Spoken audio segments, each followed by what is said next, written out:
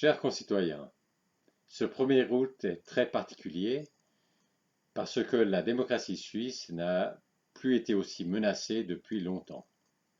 Je parle bien sûr de l'accord cadre institutionnel avec l'Union européenne par lequel la Suisse s'engagerait à reprendre l'évolution future du droit européen. Alors c'est un peu comme un mariage du vieux temps où la femme s'engageait à toujours obéir à son mari, quoi qu'il veuille décider à l'avenir. Et c'est même pire que ça, puisqu'il y a un chantage sur la Suisse, disons dans cette analogie, ce serait un chantage sur la femme pour qu'elle accepte de se marier. Voilà notre situation. Donc l'Union européenne fait du chantage pour que la Suisse signe cet accord cadre, et c'est un chantage auquel il faut résister parce que se rapprocher de quelqu'un qui fait du chantage, ça nous rendrait encore plus vulnérables à son chantage.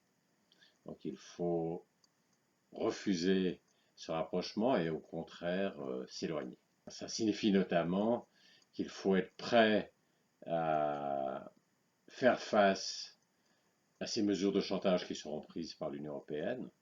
Alors il y a déjà eu la non-prolongation de l'équivalence boursière, mais il va y avoir d'autres mesures de plus en plus fortes et sur des sujets variés. Et il faut être déterminé à simplement ne pas céder face à ce chantage. Et puis, il faut aussi se préparer à ces mesures, parce qu'on voit bien qu'elles vont venir, se préparer pour qu'elles soient le moins douloureuses possible, premièrement. Et deuxièmement, il faut, quand on fait face à ces mesures, essayer de trouver des solutions qui justement permettent à la Suisse de s'écarter de l'emprise de l'Union européenne. Et bon, un exemple qui a déjà commencé maintenant, c'est essayer de renforcer encore nos relations commerciales avec le reste du monde, parce que l'Union européenne est un partenaire commercial beaucoup trop important. C'est ce qui lui donne cette possibilité de faire du chantage sur la Suisse. Donc, il faut que la part de commerce qui est faite avec l'Union européenne soit réduite, par exemple en augmentant nos échanges avec le reste du monde. En plus du chantage, il y a aussi l'enfumage. Parce qu'au lieu de dire clairement que la Suisse, en signant cet accord cadre, s'engagerait à reprendre automatiquement l'évolution future du droit européen, on essaie de faire croire que ce n'est pas le cas.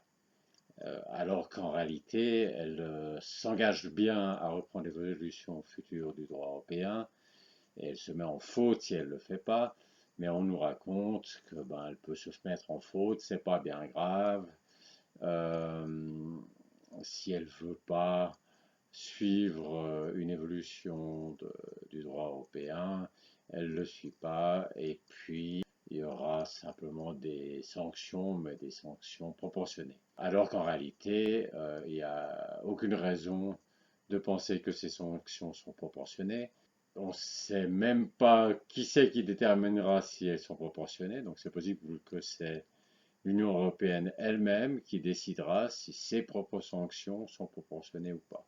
Enfin, plus exactement, la Cour de justice de l'Union européenne qui décidera si les sanctions de l'Union européenne sont proportionnées ou pas. On parle de ce tribunal arbitral, mais c'est très largement un tribunal écran qui va devoir reprendre les décisions de la Cour de justice européenne. C'est un tribunal écran comme on parle de société écran. Donc il y a là tout un enfumage qui déshonore ceux qui y recourent.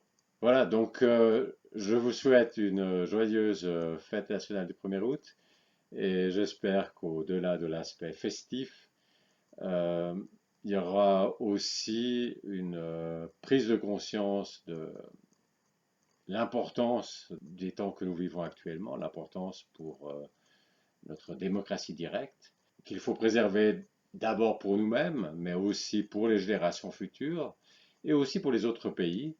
Regardez les gilets jaunes en France, quand on leur dit que la démocratie directe, c'est pas possible, ça peut pas marcher, ça serait forcément infernal. Et il leur suffit de montrer l'exemple de la Suisse. Donc pour les démocrates du monde entier, la Suisse est le contre-exemple qui peut être montré face à ceux qui prétendent que la démocratie directe n'est pas possible. Donc cette démocratie directe que nous avons reçue de nos ancêtres, il ne s'agit pas seulement de la préserver pour nous-mêmes ou pour les générations futures, mais aussi pour les autres pays, pour les démocrates du monde entier. Je vous souhaite une fête pour cette année difficile qui nous attend, qui renforce à la fois votre détermination de résister au chantage de l'Union européenne, mais aussi votre volonté de voir les choses clairement et de ne pas vous laisser enfumer. Pour défendre la démocratie directe en Suisse, rejoignez-nous sur Dcube.